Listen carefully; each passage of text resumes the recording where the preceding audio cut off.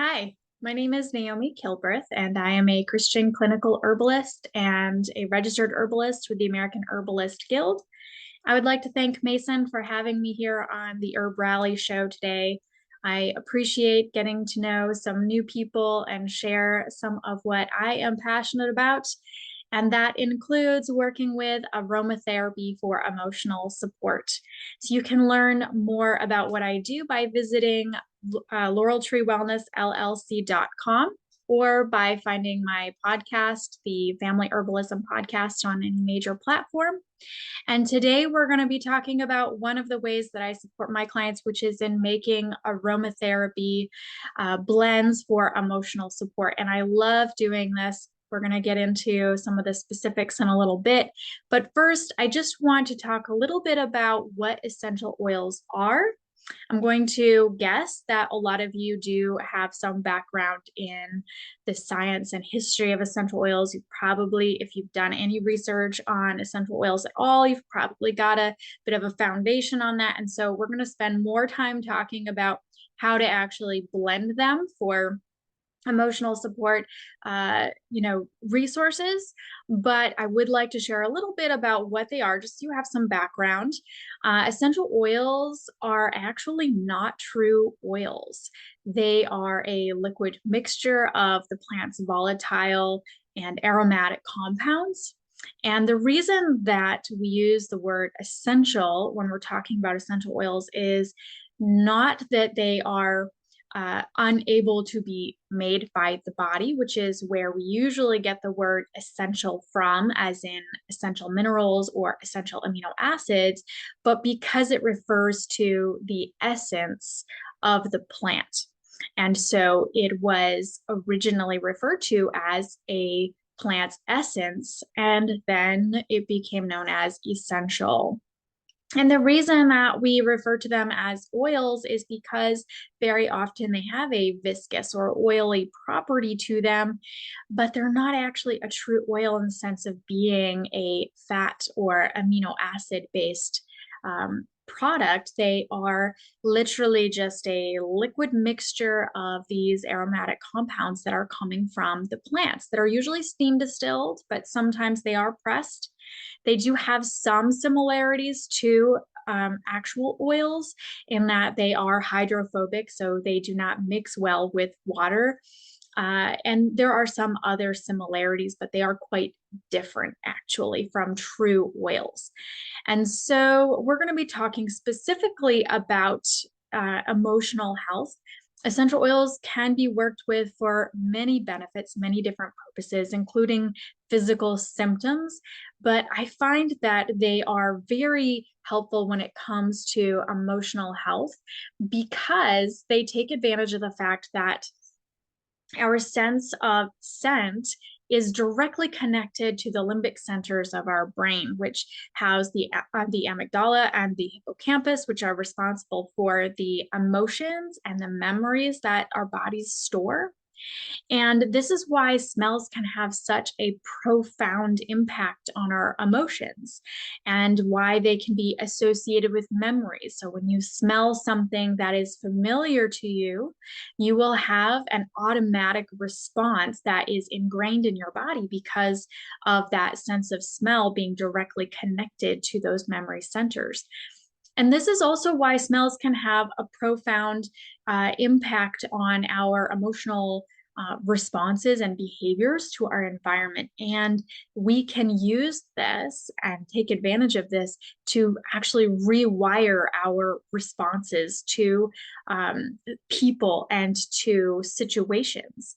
The other parts of the limbic system are also responsible for regulating the autonomic nervous system, regulating hormones, blood pressure, heart rate, and even our ability to focus our attention in the direction that we want it to go. And so there are a lot of different things and aspects to our body that our sense of smell can impact just through that center.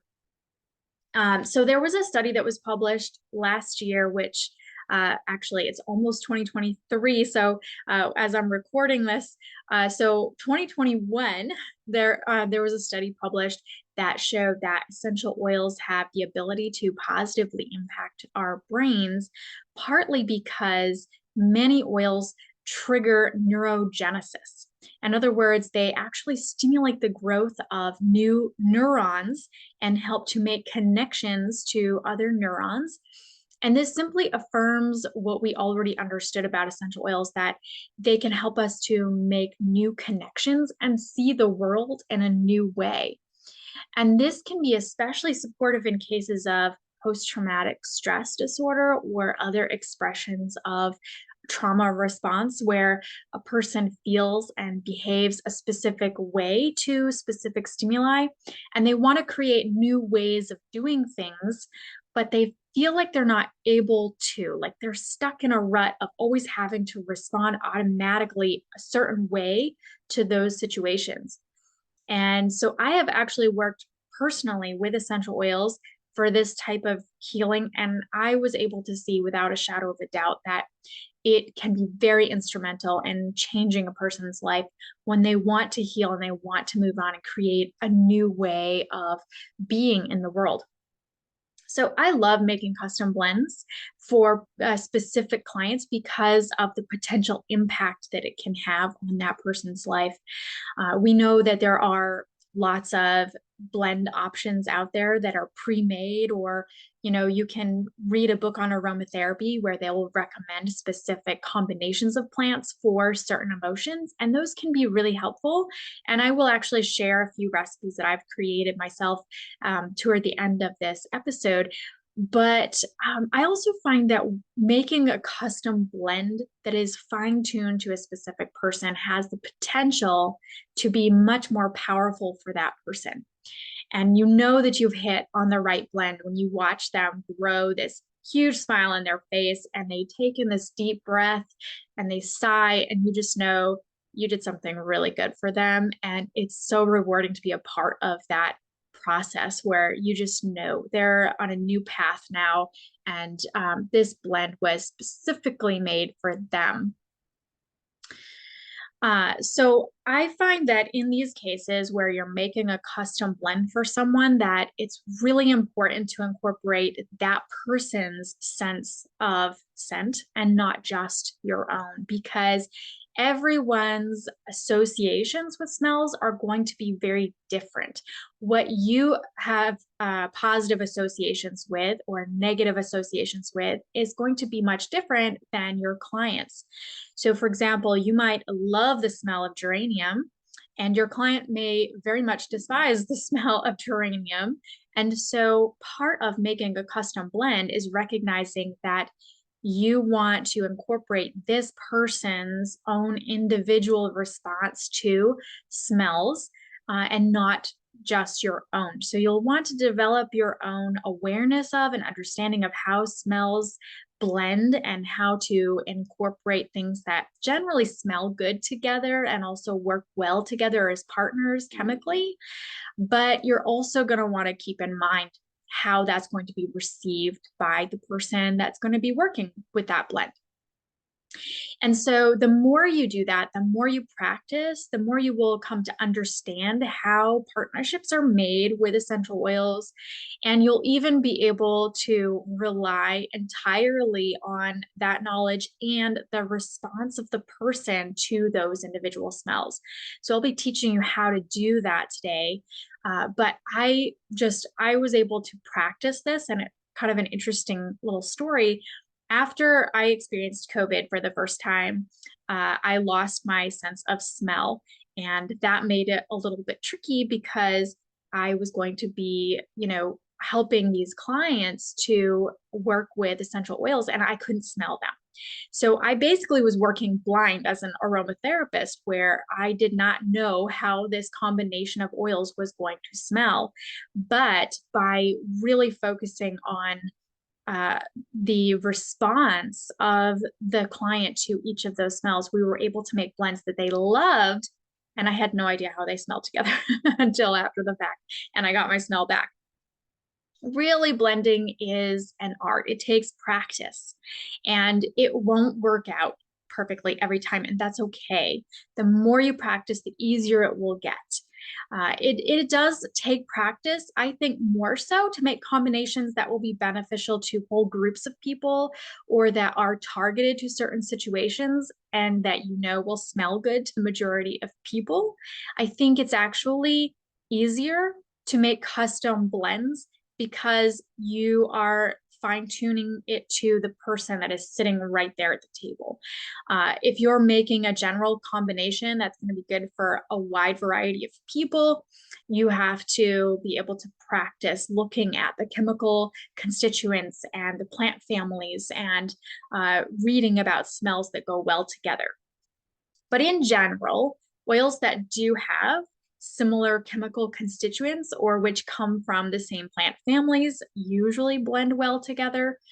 I also find that oils coming from plants that have similar actions will also blend well. So if you put 3 different nervine oils together or antispasmodics or anti-inflammatories, excuse me, you're generally going to get a positive impact just the first time, or oils that are rich in limonene or pinene, you put those together. Oils from the mint family generally go really well together. The good news is that there are very few situations where oils should not be blended together for safety reasons. In fact, the majority of oils either have a neutral impact, meaning they're going to work independently of each other, but at the same time, and really don't change the impact that either one has on the situation. Or they have an additive effect where they work together and they support each other and they actually become more helpful together than they were individually. Sometimes it does matter which ones are applied first. So, for example, massage therapists who work with aromatherapy have the benefit of being able to apply oils individually. And so they can choose which ones will be applied first. When you're making a blend for someone, especially one that is going to go into a diffuser or onto aromatherapy jewelry or be applied with a roller bottle, we don't have that benefit of being able to layer them. So we still can be careful about which oils we put into the blend first in order to get a specific effect.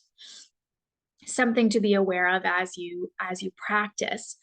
So these are important things to be aware of when recommending oils to people.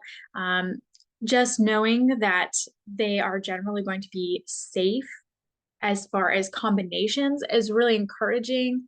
But you also want to make sure that there's not going to be any drug interactions. So you want to ask questions of your clients to make sure that they're not taking any medications that would be contraindicated for these essential oils or vice versa. You want to make sure that they don't have any allergies. One thing that I've heard quite a bit is that because essential oils do not contain any proteins, that it is impossible to develop an allergic reaction to those oils. And that may be technically true. However, I think that our bodies are used to following certain pathways. So if a person is allergic to lavender, for example, or lavender scents or the lavender, the whole plant, then their body's still going to react as though lavender essential oil is an allergen, even if it doesn't have anything in it that could technically cause an allergy to develop. So still have to be cautious there. People can definitely have allergic reactions to essential oils. Also, you want to be careful of sensitivity. Some people require more of a remedy or less of a remedy than others. And so you want to understand your particular client and how sensitive they are so that you know how diluted their remedy should be, keeping in mind their age and other factors that could influence how sensitive or how quickly they will respond to an essential oil. Obviously, our motto should be first, do no harm. So you have to at least have a basic understanding of essential oils and aromatherapy before you begin working with them professionally. But these are just some basic guidelines. I'm not going to go into the specific of all of those things to be cautious about, because I think it's something that requires really more than a brief podcast episode or YouTube video. It's important to do your research, and I will include a few resources at the end of this lesson that I would encourage you to check out for more education around that. It should also go without saying that we are using pure, unadulterated essential oils that have been ethically harvested and kept in safe storage.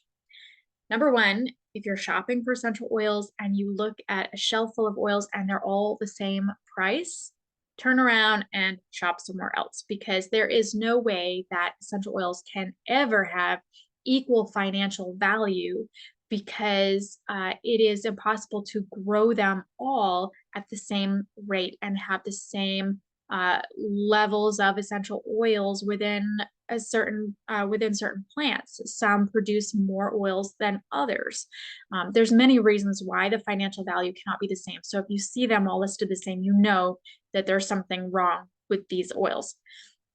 One quick test that you can do to ensure your oils are just oils and that they have no additives is to put a drop on a piece of white printing paper.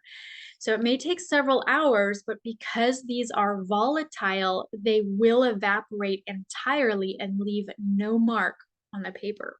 So if you can still see residue on the paper the next day, that bottle had other ingredients in there, and it's going to be potentially not as safe, because you don't know what they used or what people might react to. And also, I feel that if a company is comfortable adding ingredients to decrease the cost, they probably also felt comfortable using other business practices that could compromise the safety and quality of your oil. So just move on to another company if you discover that.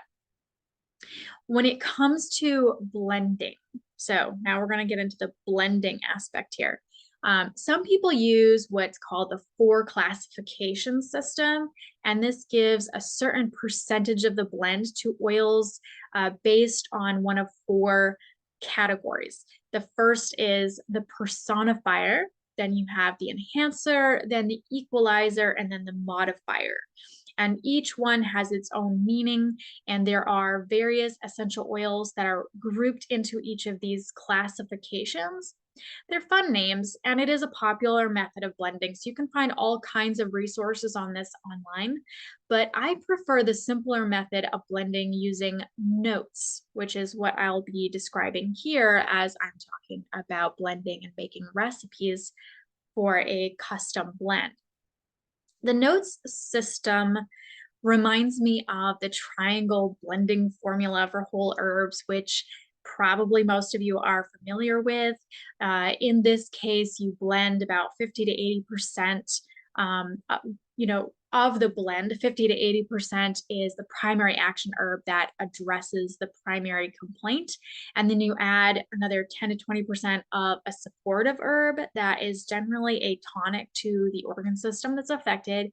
And then you would add 10 to 20% of a potentiator or an activator herb that has an affinity for that organ system as well. So that's a very common basic blending formula that many herbalists are familiar with.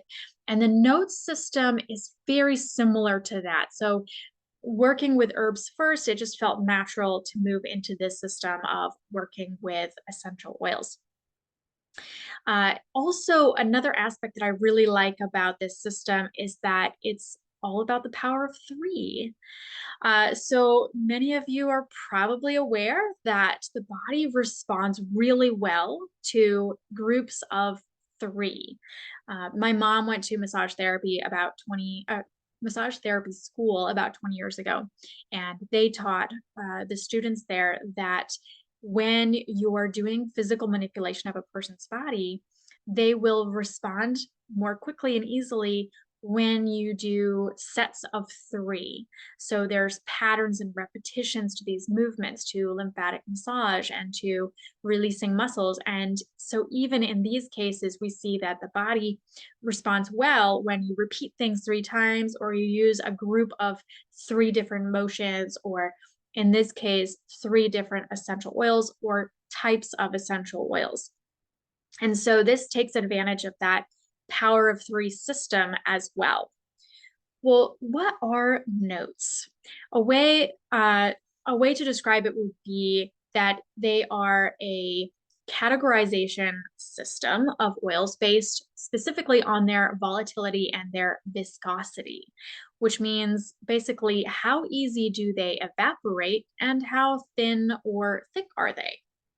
So to maximize that power of three, we're going to choose one oil, at least one oil from each of those groups.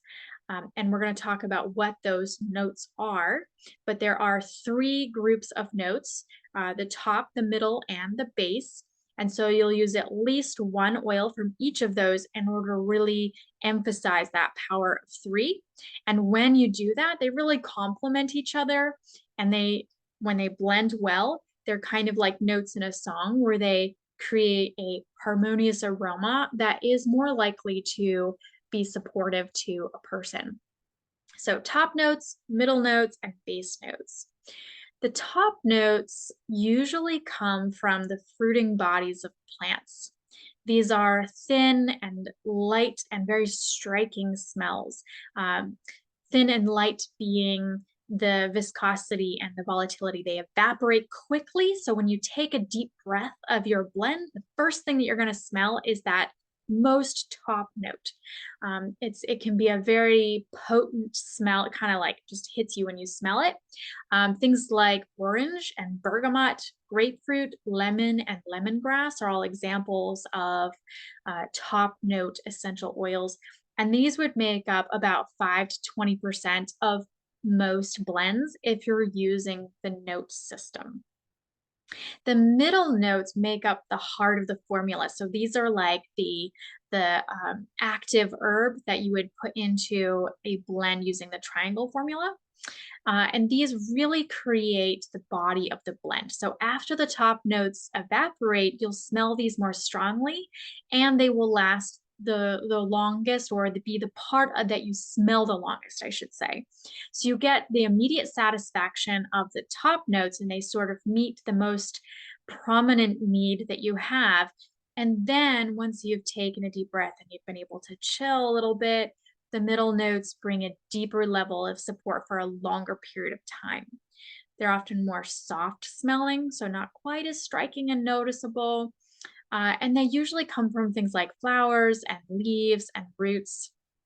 And they make up 50 to 80% of most blends. Examples of these plants would be lavender, cypress, eucalyptus, fir, geranium, helichrysum, marjoram, melaleuca, rosemary, ginger, thyme, oregano, and peppermint. And then we have the base notes. These scents form the foundation of the blend, and because they are the thickest and heaviest essential oils out of the blend, they may not even be noticed for several minutes after the oil is applied. They do tend to become more pleasant over time, so it's kind of nice that you have these other smells that you smell first, and then by the time you get to the base notes, they're ripe and ready to be smelled. And they sort of fill in the gaps that are left by the higher notes with their depth. These often come from resins and barks and roots, and they have an earthy sense and feel, and often promote a sense of grounding to a person. They would only make up 5 to 20% of the blend. It really doesn't take a whole lot of them. And that's probably a good thing, because very often these are the ones that are going to be more valuable, and you want to recognize them as being a bit more on the precious side, since they are harder to ethically harvest and collect, and they can be more expensive too. And these would include things like frankincense and sandalwood, myrrh, vanilla, and vetiver. Some oils, I should say, can fall into more than one note category. So they're a little more flexible and can be used as either one. For example, basil and fennel could be either a top or a middle note. And clary sage, rose, and ylang ylang can be used either as a middle note or a base note. So depending on what other oils are chosen, these can be put into the category that will help to round out your blend. I usually start with 20% top notes, 50% middle notes, and 30% base notes. These are not the exact numbers that are generally recommended when you're working with the note system, but I find that it's easier to start with this as a foundation and then adjust to the person's smell. And it might take a couple of tries to get the right combination, and that's okay. The end result may be a completely different combination or groups of percentages than when you started, and that's okay too. There's no rule that says that you have to stick with certain percentages or else. It really comes down to what is going to work for that person. So, to get at the right blend for a person, the first thing that I do is listen to their story and gather signs so that I understand what their goal is and what parts of their body need balancing. So, I'm going to be watching their body language. I'm going to check their tongue. I'm going to listen to their history. I'm going to listen to what their goals are, what symptoms are bothering them the most. And then I'm going to choose about a dozen oils that I know are likely to be a good fit for those signs and symptoms. But that doesn't mean that they will be a good fit for that particular person at this time. So I'll choose these dozen that I know I can make a good blend from. And then I have the client smell their way through them, categorizing them into one of three groups: the must have group, the absolutely not group, and the meh group, which is sort of a maybe, probably not, but we'll maybe possibly draw from them. I do my best to work entirely from the group of oils that they love, but sometimes to create a more well-rounded group or to work with oils that I still feel strongly about for them, I'll choose from the maybe group.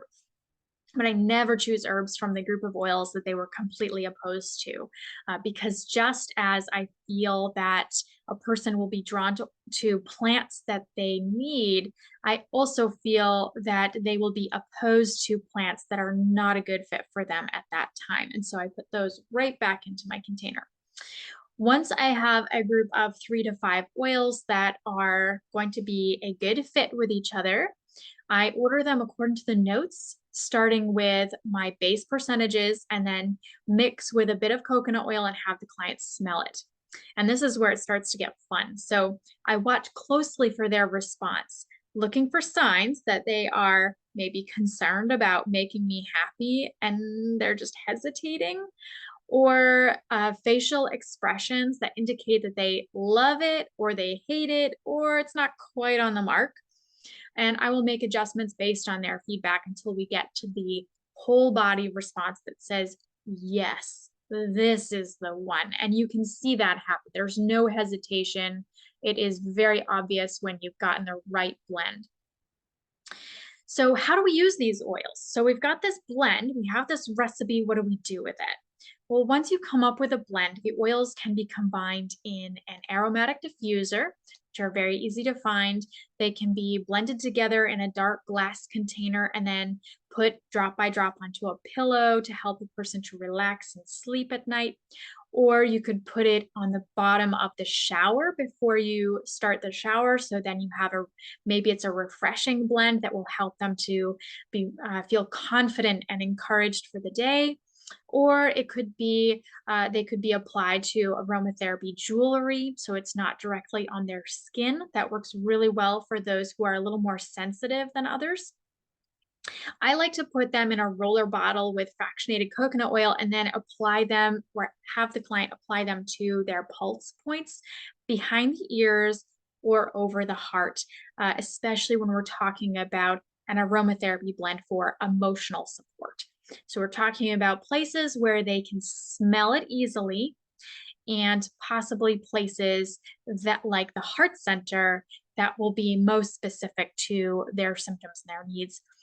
The cool thing is they can also be combined with acupressure and applied intentionally to specific points for specific needs as well.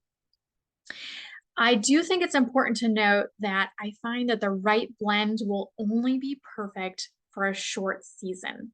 They may always like that blend, but it's more likely that they will only crave it for a couple of weeks, maybe as much as a couple of months, and then it won't have the same impact anymore because it's met the needs that it was created before. I know that some people, when they're just getting used to essential oils or teas and tea blending, may be discouraged when a tea or an essential oil blend that was working really well for a while is suddenly not doing the trick anymore. But I find that to be encouraging because all healing comes in layers. And if we're always treating things with the same tools, it means that we're not working through those layers because every layer needs a new remedy. And so when you know that an essential oil was working really well for a person and then all of a sudden it's not anymore, most likely it's because you've worked through that layer and you're ready for the next step. At that point, they may want an updated custom blend, or they may not need another blend for a while. Maybe they want a completely different sort of tool. So you'll want to check in with the client and see how they feel about it moving forward. So again, most of the time I like to make custom blends for people, but there are some blends that I have designed for certain groups in mind, and these blends are fun to create for people either as a diffuser blend that groups of people can enjoy together, or when keeping a few stock options on hand for drop-in clients who need some support. So I'm going to share with you 8 sample blends that I've developed, and I would encourage you to make adjustments to them. So if you have a few of the ingredients that I mentioned, but you don't have all of them, feel free to adjust, to test it out, see how it works for you, and then maybe use them as a base for practicing with clients and then making adjustments based on their own smell. The first one is for feelings of intensity, where a person really needs to maybe take things less seriously and just kind of chill out. I actually designed this for a classroom with kids who had high energy and were just living very intensely. And so this was requested of me by a teacher, and I created it for them. And so in this diffuser blend, you would put 6 drops of lemongrass, 4 drops of petit grain, 2 drops of cedarwood, and 2 drops of vetiver. So this actually comes out to 14 drops, which is more than enough for most diffusers. So you could actually cut that in half. At this particular percentage, these percentages, you could put that right into a roller bottle and top it off with coconut oil. Or you could cut that in half and put that into a diffuser, like a small room diffuser. So that was 6 drops of lemongrass, 4 drops of petit grain, 2 drops of cedarwood, and 2 drops of vetiver. My next blend is, I called it happiness. It was for a person who was having severe anxiety that was triggering anger. So that's one of the interesting things about emotions, is that there is usually a root cause. We don't just suddenly have strong feelings. They are there for a reason. And this person was feeling anxious about things that were not within their control. And so it was causing feelings of anger. And so I created this happiness blend, which calls for 3 drops of bergamot, 6 drops of cassia, 5 drops of lavender, and 4 drops of myrrh. And that was designed to put into a roller bottle. Next, I have a blend which was also created for a classroom. This blend was for communication skills, especially listening and being willing to have a back and forth conversation rather than just speaking one's own mind, and focusing entirely on that. And so it just promotes this empathetic back and forth ability to communicate. And it calls for 4 drops of spearmint, 2 drops of petit grain, 6 drops of coriander, and 2 drops of patchouli. And so again, that comes to 14 drops. So you could cut that into half for a small room diffuser. The next one is for compassion. So this is being able to see another person for who they are and appreciate them where they are, and want to understand where they're coming from. And so this one has 6 drops of lime, 4 drops of coriander, 4 drops of cinnamon, and 2 drops of patchouli. The next one is for feelings of anxiousness. So that could be a temporary thing, or it could be more of a chronic, persistent feeling. Again, I like to say that there's it's difficult to just hand someone an essential oil roller bottle and say, this is all you need, because that's not true. If someone is experiencing anxiety or depression or these strong emotions, and they are interfering with their life, their ability to live normally, then they really need to have a number of tools available to them, including a supportive community, people that they can learn from and share with, and be supported by, and having breath work exercises, different movement exercises. Journal work can be very helpful. There's all kinds of resources out there. So this is not complete, but essential oils, again, can be very supportive and be a really great part of a complete plan for that person.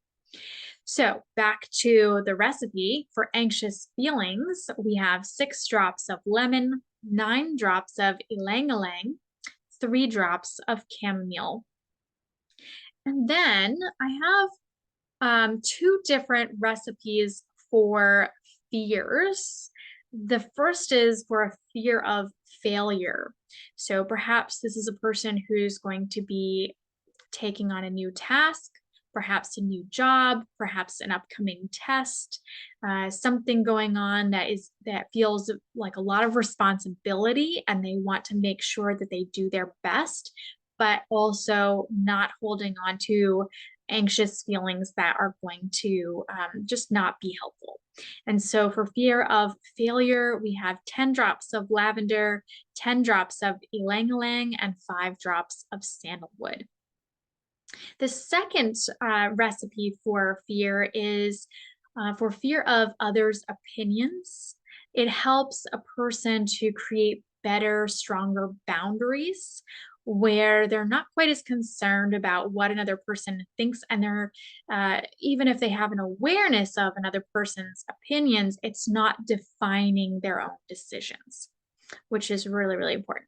And so this calls for 10 drops of cypress, 10 drops of jasmine, and 5 drops of helichrysum. And then finally, for the 8th sample recipe, we have focus.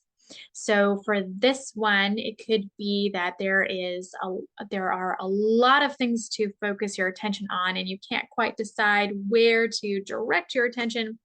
And so for this one, we have 6 drops of lemon, 8 drops of Siberian fir, and 2 drops of basil. So again, I highly recommend further research before working with aromatherapy professionally. But this is a really good place to start, especially if you want to experiment for yourself and your family before you begin applying this to your work for others. But there are a lot of great courses out there. So the one that I took was through Heart of Herbs Herbal School. There are also 3 books that I specifically recommend. One is Modern Essentials, which is admittedly made by the Aroma Tools company, which is produced by an essential oil company. But it's a really, really good book that's written by numerous people. And it has some great information in there about layering oils, about blending them using the 4 classifications, as well as notes and safety protocols and lots of basic information. So that's a good handbook to have available. I also really liked Valerie Ann Warwood's book, The Complete Book of Essential Oils and Aromatherapy, which includes numerous recipes and aromatherapy resources for different seasons of life, and for men, women, and children, for pregnancy, all different situations. And then finally, I really liked the book by Melinda J. Breckheisen. I believe I'm pronouncing that correctly. It's called Anchor to Your Strengths. And so this one is based on the Strength Finder test, which is um, it's by Clifton Strengths, and it's a really great test that helps a person to understand their strengths and special abilities. And Anchor to Your Strengths was written so that once you know what your strengths are after taking that test, you can choose essential oils that will help you to support that strength. And it talks about blending them, has sample recipes. It talks about uh, increasing or stimulating that gift, and also calming it down if you want to highlight others. And so it's a really interesting, helpful book to keep in mind for creating blends. Again, to reach out to me and learn more about how I may be able to support you, you can visit my website at laureltreewellnessllc.com. I really appreciate you being here and listening, and thank you again to Mason at HerbRally. Have a wonderful day, everyone.